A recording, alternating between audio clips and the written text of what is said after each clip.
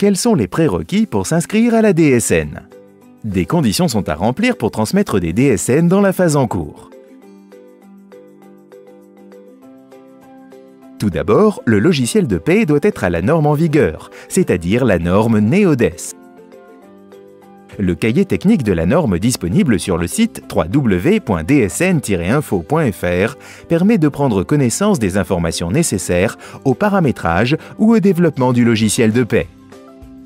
La liste des éditeurs de logiciels de paie ayant signé la charte éditeur est proposée sur le site dsn-info.fr, rubrique « Vous êtes une entreprise, un tiers déclarant », onglet « Votre éditeur ». Sont également mentionnés les éléments de planning concernant la mise à disposition des versions.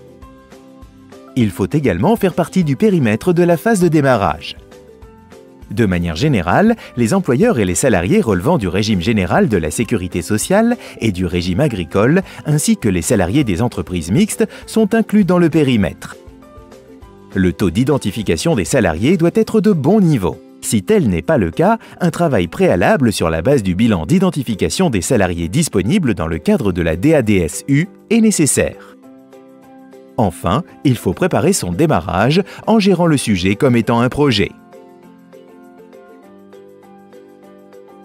Pour des entreprises d'une taille de 100 à 200 personnes qui gèrent déjà leur paie en analysant les écarts au mois le mois et qui s'appuient sur un logiciel de paie industrialisé, il y aura peu de modifications et certaines ont mentionné qu'un jour de formation et un jour de paramétrage avaient suffi.